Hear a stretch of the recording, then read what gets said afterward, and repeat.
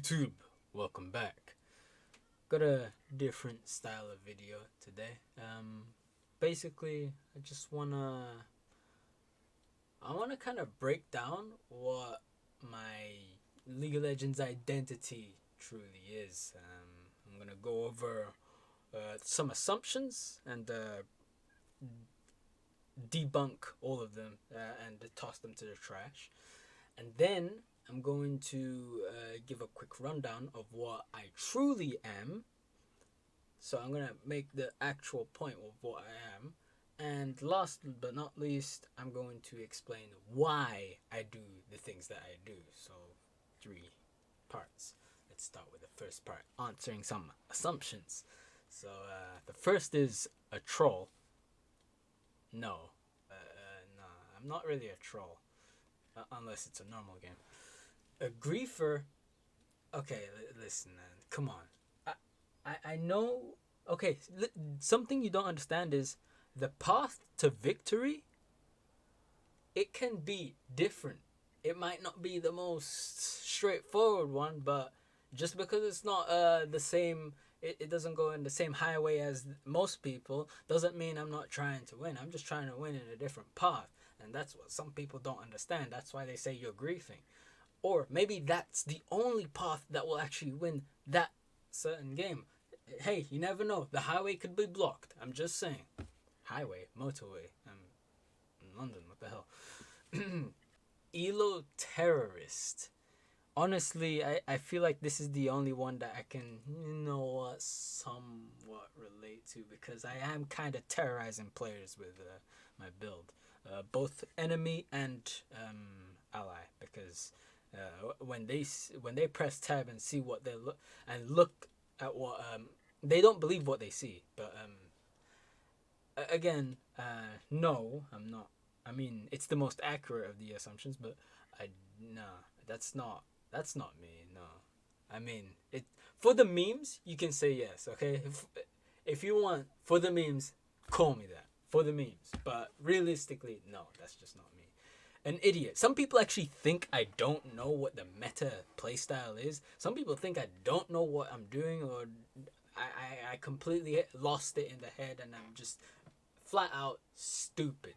Now, you have to be pretty much of an imbecile to actually think that, but no, I'm not an idiot. And you see, I've already played the legitimate playstyle. I played the meta way, and you want to know where the account got to after the 30 days? It got to plat 1. Bro, I can tell you I wasn't even going in that hard. I was just doing a couple of games, okay, a day, sure, fine, and I was pretty much just laid back, and yeah, it's in plat 1, and bro, just a few more games and then diamond. I don't care. The reason why it's not in diamond right now is simply because I got bored. That's it. I have no restraints in the meta playstyle. I simply just don't want to play it. That's the assumptions. They're all wrong. Some are a little bit. Some have some hidden truth in there, but for the most part, they're not 100% what I am going for as my League of Legends identity. Now, what is my League of Legends identity? Like solidified. What truly is it? I am a showcaser of the forbidden builds. That is who I am. Yes, what I like to put on a show, and the show is showing everyone what the builds actually can achieve. I know that the gameplay can be amazing, but the pinnacle is pretty much people's reaction to the play, because you've already seen like amazing plays, right? But when you see an amazing play and it's made from a stupid build, well, it's not stupid, it's just different to the normal build. Then people are just confused. I like it when they're so confused, seeing how on earth does that work? And then they realize because that guy can pilot that build. Whereas the rest of the people cannot. Anyways, what I'm trying to say is each of my builds, because there's not just one, there's multiple builds. Each of my builds, they have their own function and proper reasoning behind it. The forbidden builds are my brand for my builds, which are intended to be builds that sound bad on paper, but if you scrape the barrel, you can actually make it work and blow people's mind in the process. It's just insane. Like, it just explodes. It's fun to see. And I guess the pinnacle is the reaction people get from losing to such things. It's just, losing to a build like that is just priceless. I love it, man. It's just insane. Now, I told you what I do. Now let's dive into the reasoning, the behind the scenes, the why. There's a reason for all of this. Why are you doing this? And here's what I say. Well, there's two reasons, actually. The first reason is actually a more simple reason. It's simply just because I want to do it. I like doing it. I enjoy doing it. And I just love how it solidifies my identity as a Darius main.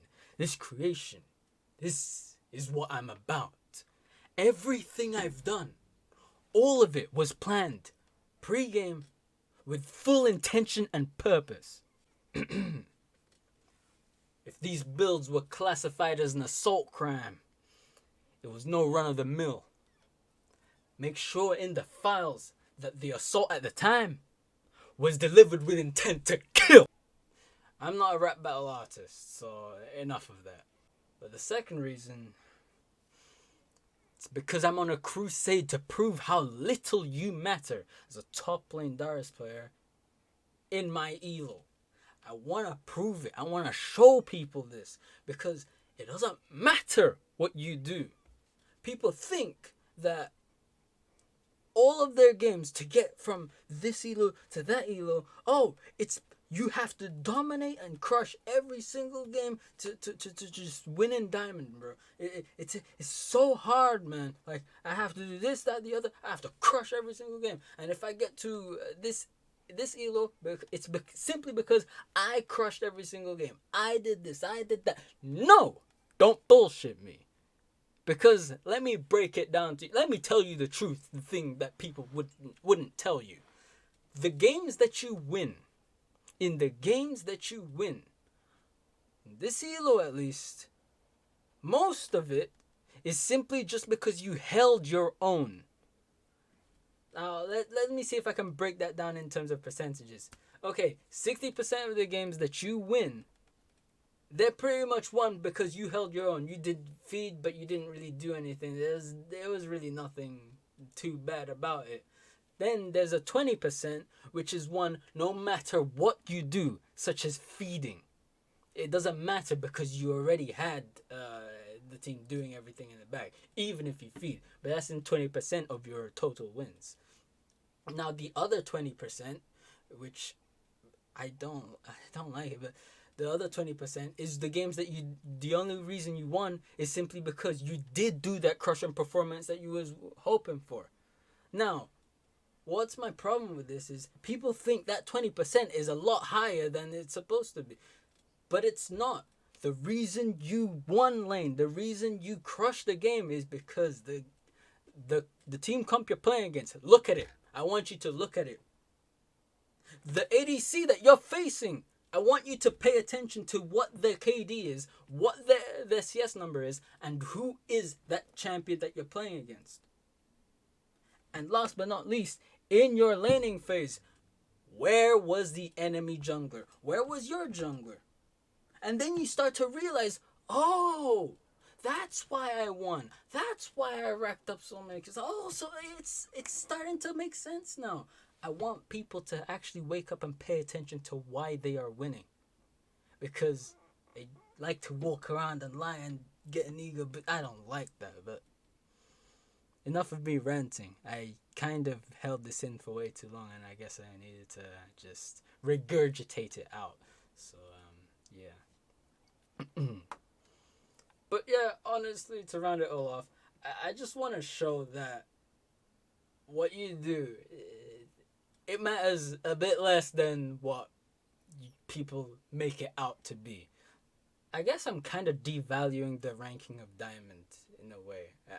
It's kind of what I'm doing, because if, or actually no, or maybe I'm just a genius in disguise. I like to put that one in. Damn, that was a bad rant. Whatever. Yeah. So what am I trying to get at here? Just wanna put out there that most of the wins in diamonds are really just you holding your own. That's all it is. I know I'm kind of defacing or devaluing or lowering the success of being in diamond. I know I am, but bro, if I see this happen in masters, I see this. It's not just spouting nonsense. No, I go watch games and I see it happen. It's not me being a lunatic. No, it's just something I see. I see it happen there. I see it happen hit. I'm not gonna. I don't want to talk about it too much. But yeah. It's most of these games. It's just you holding your own. The games that you are actually taking most advantages. You need to remember. Hold on. Is it really something you're doing, or is it someone enabling you to do that? No, the thing I don't like is some players have access to that enabling more than other players, and that's why they, on average, can do amazing things, whilst the other player, because he's not as privileged, he doesn't get to pop off that often, and that's what some people don't understand. And then this player gets an ego. He gets an ego for doing that, and I'm like, but strip that jungler away from you, what are you? You ain't nothing. You're just gonna be a complaining bitch behind tower. But I don't want you to get the wrong idea. That doesn't mean you just don't try. No, right? Even if most of the games you have to hold your own, you have to hold your own. You have to. You gotta basically keep doing your best, bro. Just keep doing what you do, okay? Let's end the video off with a little story time. A while ago, I encountered a Janna in my team, and she was supposedly 250 LP GM. And openly admitted in this little diamond game of mine that she was incapable of impacting this game in a way that would make us win. Okay, you're being honest. That's cool and all, but now I have to just ask you the question. What I'm trying to say is that basically makes me just, your ranking don't mean shit. It doesn't mean anything to me, man. It doesn't mean anything. It's absolutely useless to me. And what's the point in your ranking? It doesn't mean anything. I guess that's why I don't really have the drive to go into higher elo, because it really doesn't.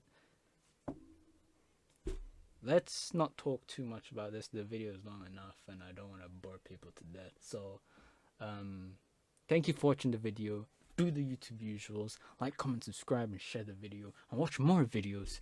All my social links are down in the description below. And stick around for the next video coming soon. And have a nice day. Peace out. Nothing but